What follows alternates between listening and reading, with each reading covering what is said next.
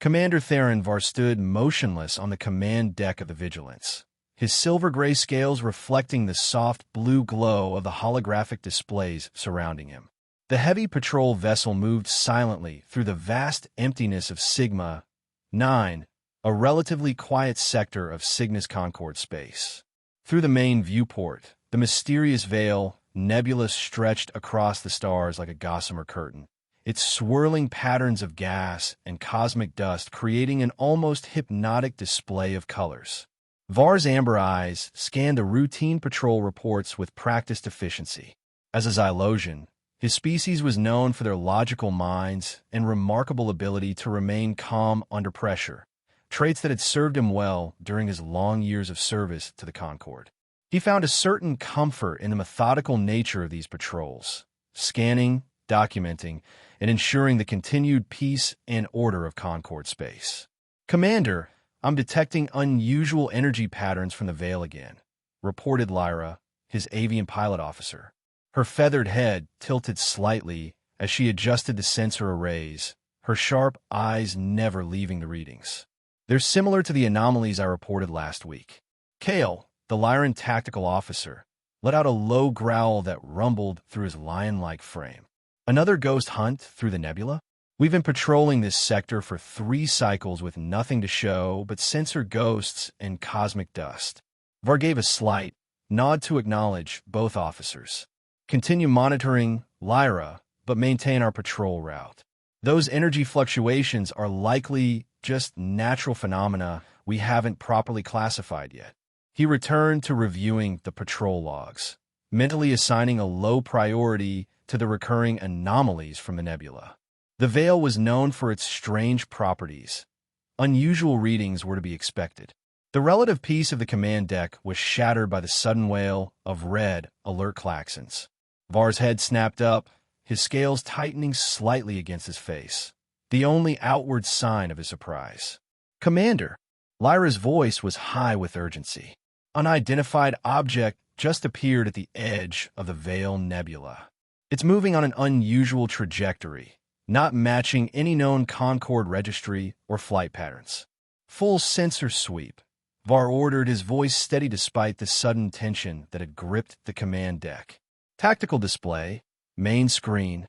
The holographic projection in the center of the command deck shifted to display a dark, angular vessel moving with deliberate precision against the backdrop of the nebula. The sensors struggled to maintain a clear lock on the object. "The vessel appears to have some form of stealth technology," reported Lyra, her fingers dancing across her console. "It's absorbing or deflecting our sensor beams. I can't get a comprehensive scan." Kale leaned forward at his tactical station, his mane bristling. "Commander, the vessel has active weapon systems. Energy signatures are unlike anything in our database, but power levels are extraordinary." His voice dropped lower, a note of genuine concern creeping in. "That's a warship, sir, designed for combat." The atmosphere on the command deck grew heavy with unspoken anxiety. Even Var, despite his outward calm, felt a cold sensation spreading through his core. Something about this encounter felt fundamentally wrong, a deviation from the orderly universe he had come to expect. "Gimme Dr. Eris," Var commanded. "I want a deep resonance scan." Within moments, the multi-limbed form of Dr. Eris appeared on the communication screen. The insectoid scientist's compound eyes reflected the light as his mandibles clicked thoughtfully. "Commander, I'm initiating a phase-shifted resonance scan now. This should penetrate at least some of their shielding." The bridge crew waited in tense silence as Dr. Eris worked. When the scientist's mandibles suddenly froze in mid-movement, Var knew something significant had been discovered.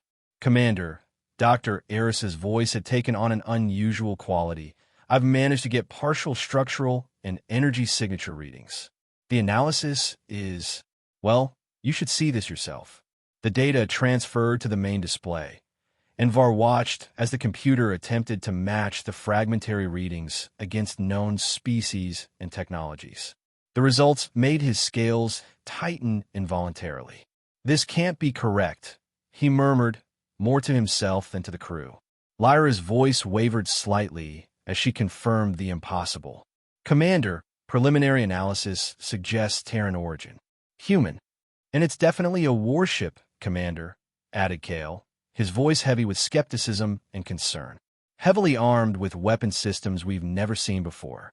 Var stared at the three-dimensional image of the strange vessel, his Xylosian logic struggling against the inconceivable reality before him.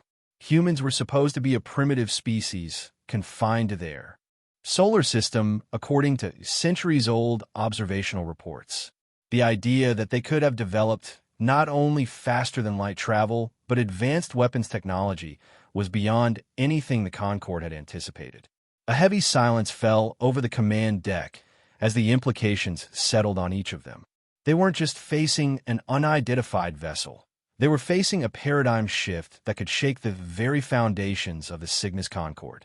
Shields at maximum, Var ordered, breaking the silence. Weapon systems online, but do not target. Lyra, open communications on all standard Concorde frequencies. Also try the ancient Terran bands from the archive records. The crew sprang into action, the familiar procedures providing some small comfort in the face of the unknown. Seconds stretched into minutes as they broadcasted greeting messages across multiple frequencies, met only with silence from the mysterious vessel. When the response finally came, it wasn't on any of the open channels they had been using. Instead, a heavily encrypted direct communication link established itself with the Vigilance, a demonstration of both technological capability and a clear preference for controlled, private contact. The image that appeared on the main screen showed a human woman with short, dark hair and piercing eyes. Her uniform was unfamiliar but clearly military in design, with subtle insignia that Ver couldn't interpret. She spoke in perfect standard Concorde, her voice calm and professional. "This is Captain Eva Rostova of the vessel Harbinger." "Greetings, Commander." She paused, eyes flicking to his rank insignia. "Var, is it?" Var straightened, maintaining his calm demeanor despite his internal turmoil. "Captain Rostova, this is Commander Theron Var of the Cygnus Concorde Heavy Patrol Vessel Vigilance. Your unauthorized armed presence in Concorde space constitutes a violation of multiple treaties and regulations. Please explain your purpose here." Rostova's expression remained polite but unflinching.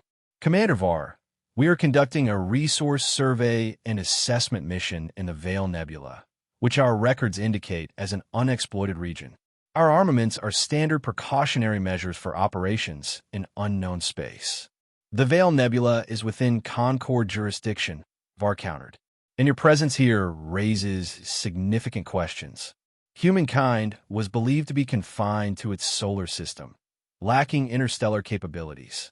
Your vessel demonstrates technology far beyond what was thought possible for your species."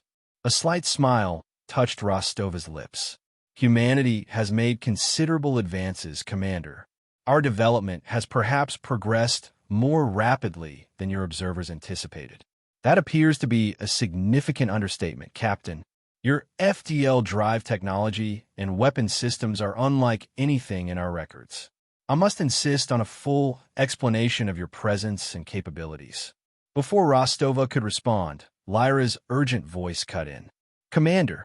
Energy surged from the Harbinger. In that instant, the Vigilance's sensors experienced a brief but total disruption, a microsecond of blindness that left the crew disoriented. When the systems recovered, the Harbinger had instantaneously repositioned itself to the Vigilance's port side, a demonstration of precision FTL micro-jumping that left both Lyra and Dr. Eris visibly shaken. "Fascinating technology, isn't it?" Rostova commented, her tone casual but with unmistakable purpose. "A small demonstration of our capabilities." Var understood the message clearly. This was not merely a show of technology, but a subtle display of military superiority. The Harbinger could have just as easily positioned itself for a devastating attack. "Now, to business, Commander," Rostova continued. "The Harbinger requires unimpeded operation in and around the Veil Nebula to complete our mission. We have no interest in broader Concorde territories or activities at this time." Var noted her choice of words carefully. She wasn't asking permission to pass through, She was demanding operational rights within Concorde space. "I cannot authorize such operations, Captain," Var replied firmly. "I would suggest you withdraw to neutral space and send an official diplomatic delegation through proper channels. The Concorde would be interested in establishing formal relations with a spacefaring human civilization." Rostova's expression cooled noticeably. "Our mission parameters are quite clear, Commander Var. Any interference will be met with appropriate measures. We are prepared to defend our interests." Without another word, the communication ended, leaving the image of the Harbinger hovering menacingly in the tactical display. "Orders, Commander?" Kale asked, his hand hovering over the weapon's controls. "Maintain safe distance, but keep the Harbinger under constant observation," Var decided after a moment's thought. "I'm sending an emergency encoded report to Concorde High Command." Var moved to his private communication station and began composing a detailed account of the encounter. He described the impossible human technology, the implicit threats, and requested immediate instructions and reinforcements. As he worked, he also ordered Dr. Eris and Lyra to focus all resources on analyzing the human ship and its activities within the Veil Nebula. While they waited for a response from High Command, the Harbinger began deploying what appeared to be sophisticated unmanned drones into the depths of the nebula. The small, fast-moving devices were difficult to track, but preliminary analysis from Vigilance's long-range sensors showed they were focusing on spatial anomalies or energy pockets that the Concorde had previously overlooked or deemed insignificant. "They're harvesting something," Dr. Eris observed, his multiple limbs working across several interfaces simultaneously. "The drones are targeting specific energy signatures within the nebula." Lyra's fascination with the human technology was evident in her voice. "Their FTL precision is remarkable. The energy requirements for such controlled micro-jumps should be prohibitive, yet they executed that maneuver with minimal power expenditure." Kale, growing increasingly impatient, paced behind his tactical station. "We should be taking more aggressive action, Commander. At minimum, we should disable one of those drones for examination. This passive observation makes us look weak." "We will follow protocol, Tactical Officer," Var replied firmly. "Unprovoked aggression could escalate this situation beyond our ability to control. Remember, we are significantly outmatched in terms of technology." After several hours of analysis, Dr. Eris requested Var's presence in the science lab. The insectoid scientist's compound eyes seemed to gleam with excitement. "Commander, I've been analyzing the energy patterns emitted by the Harbinger and its drones, and I've made a significant discovery." Dr. Eris brought up a complex, three-dimensional model on the main lab display. "The humans appear to be harvesting a form of exotic matter or resonance energy that exists only within the specific conditions of the nebula, a potentially enormous power source that might explain their advanced technology. And we've overlooked this resource entirely?" Var asked, his logical mind already calculating the implications. "Not entirely overlooked, Commander. We've detected these energy anomalies before. They're the same patterns Officer Lyra has been reporting. But we classified them as natural phenomena of little practical value." Dr. Eris's mandibles clicked rapidly, a sign of agitation. "It seems the humans have found a way to harvest and utilize this energy in ways we haven't conceived." Before Var could respond, his communication device signaled an incoming transmission from the Harbinger. Captain Rostova's face appeared on the screen, her expression more direct than before. "Commander Var, I believe we can come to a mutually beneficial arrangement," she began without preamble. "You've no doubt noticed that we're harvesting a resource that the Concorde has overlooked, one that doesn't directly interfere with any established Concorde interests." "Continue," Var replied cautiously. "I propose an exchange, partial data on this resource and basic extraction technology, in return for your guarantee that the Harbinger will operate unimpeded for 72 standard hours. After that time, we will depart Concorde space peacefully." Var considered the proposal carefully. If he reported the full extent of the resource discovery, it would likely lead to armed conflict when the Concorde deployed larger forces. Accepting Rostov's offer would be a serious protocol violation, but it might avoid bloodshed and provide valuable intelligence. My agreement would be conditional, Var responded after a calculated pause.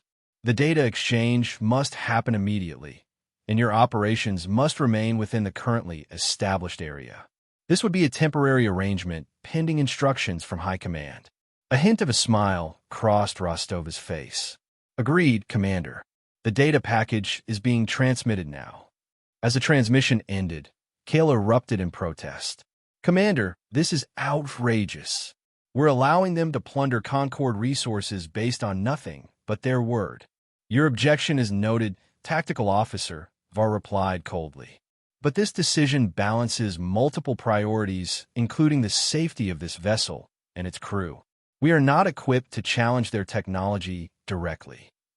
5 hours into their uneasy arrangement, an encrypted response from Concord High Command arrived. The message was brief and left no room for interpretation. Var's report had been acknowledged. A battle group was en route to Sigma 9, with an estimated arrival time of 5 cycles. Var's orders were clear: contain the human vessel by any means necessary short of firing first, prevent it from leaving the area, avoid conflict escalation until the battle group arrived. Var felt the weight of these orders settle heavily upon him. He was merely a pawn in a larger game, expected to hold an objectively superior force in check through sheer determination. Meanwhile, Dr. Eris and the science team had been analyzing the data package provided by the Harbinger. It confirmed the existence of a unique energy resource and its revolutionary potential, but was clearly limited in scope. Many crucial technical details have been deliberately omitted. Over the next few hours, the Harbinger increased its harvesting activities dramatically. More drones were deployed, and energy extraction levels spiked noticeably. Var suspected they were aware that their time was limited. Either they had predicted the Concord's response or had their own intelligence sources. The situation escalated when an automated patrol drone from the Vigilance, monitoring the human operations, inadvertently flew too close to one of the Harbinger's extraction sites. The human vessel's response was immediate and precise. An undefined energy beam completely disabled the drone without destroying it, a clear demonstration of power and warning. This is a direct attack on Concord property. Kale slammed his fist on the tactical console. We must respond with force. It was a neutralization, not destruction, Var countered. They could have vaporized the drone, but chose not to. Maintain position and continue observation. The final confrontation began with an unexpected communication from Captain Rostova. Her calm demeanor now carried an unmistakable urgency. Commander Var, we know your fleet is coming. Our work is nearly complete. We propose a peaceful withdrawal in 12 standard hours. Allow this, and we will share additional critical data once we reach neutral space. Interfere, and we will be forced to ensure our departure by any means necessary. To emphasize her point, she displayed a brief but terrifying combat simulation showing the Harbinger easily neutralizing a group of Concord cruisers, demonstrating superior defensive and offensive capabilities. As Var contemplated this high-risk proposal, long-range sensors suddenly alerted him to the unexpected early arrival of the Concord battle group, performing an FTL jump at the edge of the sector. Almost simultaneously, the Harbinger began emitting enormous energy signatures, preparing for an emergency FTL jump, utilizing energy patterns that Lyra had never before witnessed. The commanding admiral of the battle group established an emergency communication with the Vigilance, his voice filled with authority. Commander Var, report situation immediately. Var stood at the crossroads of his career and perhaps the future of interspecies relations. Obey the containment order, almost certainly provoking conflict with a technologically superior adversary before reinforcements could provide support, or allow the humans to escape, violating direct orders, but potentially avoiding bloodshed and preserving a tenuous hope for future information exchange. In that critical moment, Var made his decision. Navigation. Experiencing sensor interference. He announced loudly enough for the Admiral to hear over the still-open channel. recalibrating tactical positioning systems. Standby. Those few seconds of deliberate delay were all the Harbinger needed. The human vessel completed its energy buildup and executed an FTL jump of unprecedented power and precision, disappearing from Sigma 9 just as the first vessels of the battle group surged forward. The Admiral's fury was immediate and scorching. "Commander Var, explain yourself. You were ordered to contain that vessel." "Admiral, we experienced critical sensor disruption at the precise moment of your arrival," Var replied evenly, his illusion features betraying none of his inner turmoil. "The human vessel utilized an unknown FTL technique that our systems could not predict or counter. The aftermath was swift and harsh. The Concorde battle group locked down Sigma 9 and the Veil Nebula.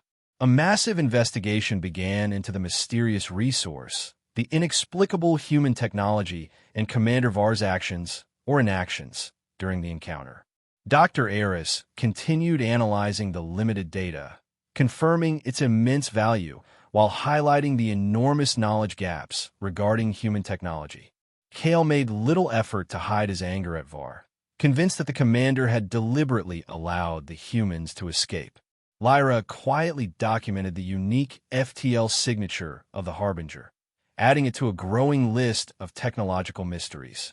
As Var awaited the formal inquiry into his conduct, he found himself in his private quarters, contemplating the profound implications of the encounter. Humans were not barbarians who happened to stumble upon powerful weapons. They were strategic, disciplined, technologically superior, and meticulously prepared.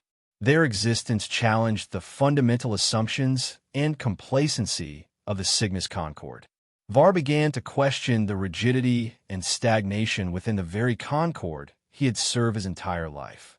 His final report was honest and detailed, outlining everything they had learned about the human vessel and its activities. News of the Terran threat sent shockwaves through high command and the highest levels of the Concorde. It represented a galactic geopolitical paradigm shift. Foreign policy, military strategy, and scientific priorities required urgent reevaluation. Orders were issued: gather all possible intelligence on humanity. Sigma 9 became a restricted military zone, subject to intensive classified research. 3 months later, Var, now reassigned to a minor administrative position far from any frontline patrol duty, sat alone in his quarters, staring at the star map on his personal device. A highly encrypted signal, nearly untraceable, appeared on his private channel. It contained a small data packet, the fulfillment of Captain Rostova's promise of additional information. The data was fragmentary but tantalizing. Specifications for a basic resonance detection system that could identify the exotic energy the humans had been harvesting. It wasn't complete enough to replicate their harvesting technology, but it was a gesture, perhaps of respect, perhaps of something more. Attached was a simple text message: "First contact is always difficult. Next time, perhaps we can meet under better circumstances. The stars are vast enough for all of us, Commander." Var looked out at the space between the stars, murmuring to himself, repeating the title of his now infamous report, but with a deeper, more profound meaning. They are human. They are armed. And they are out there. Yet as he studied the schematics more carefully, a cold realization settled in his scales. This wasn't merely a gesture of goodwill. It was a calculated move in a larger game. The technology could detect the energy, yes, but would never be able to harvest it effectively. Humanity was giving just enough to intrigue, to distract, perhaps even to mislead, while they pursued their true objectives elsewhere.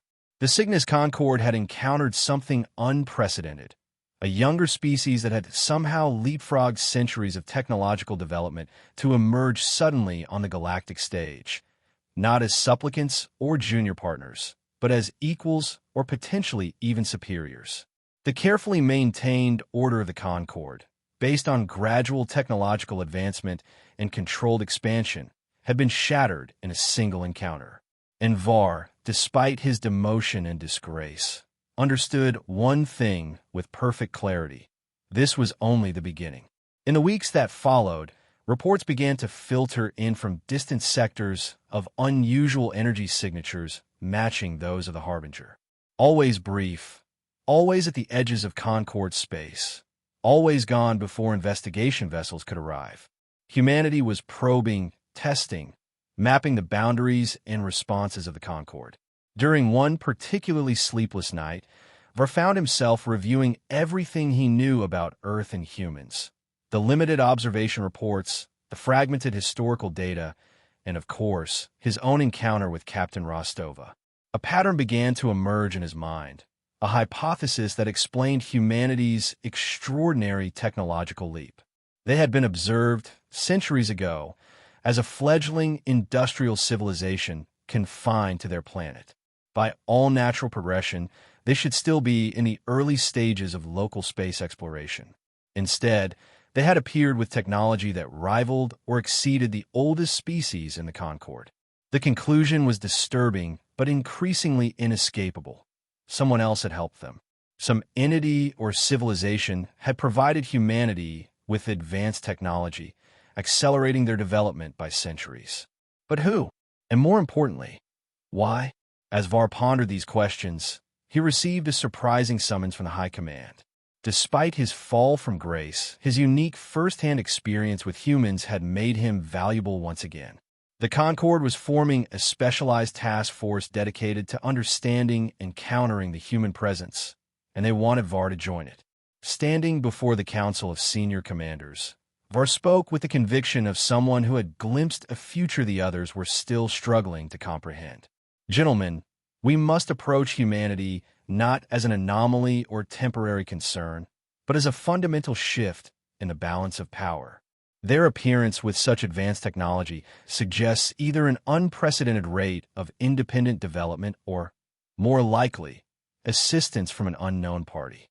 In either case, they represent not merely a military challenge, but an intelligence one. We need to understand not just what they can do, but who they really are and what they ultimately want. There was murmuring among the council members, but Var continued, his logical Zelosian mind laying out the pieces of the puzzle with methodical precision. Captain Rostova's actions were calculated to minimize conflict while maximizing their resource acquisition. She demonstrated restraint when provocation could have justified aggression. This suggests either a strategic preference for peaceful coexistence or, perhaps more concerning, such technological superiority that they don't consider us a significant threat. The ancient Lyran admiral at the head of the council leaned forward, his mane showing streaks of gray. What do you propose, Commander Var? A two-pronged approach, Admiral. First, a complete reassessment of our technological priorities, focusing specifically on the exotic energy humans we're harvesting from the Veil. Second, a diplomatic initiative, cautious and from a position of strength, but genuine. If humans have indeed been helped by an unknown party, we need to understand that relationship before we can formulate an effective strategy. As the council deliberated, Var knew that regardless of their decision, the universe had fundamentally changed. The comfortable certainties of Concorde supremacy had been challenged, and a new era of uncertainty had begun. But with that uncertainty came opportunity for innovation, for growth, and perhaps eventually for a new kind of understanding between species. And somewhere out there among the stars, Captain Eva Rostova and the Harbinger continued their mysterious mission, carrying with them secrets that could reshape the galaxy. Var had no illusions about the challenges ahead, but he also felt something he hadn't experienced in decades: genuine curiosity about the future. The stars, once mapped and categorized in the orderly Zylosian manner, now held new mysteries and new possibilities. They were human, they were armed, and they were out there, waiting to be understood.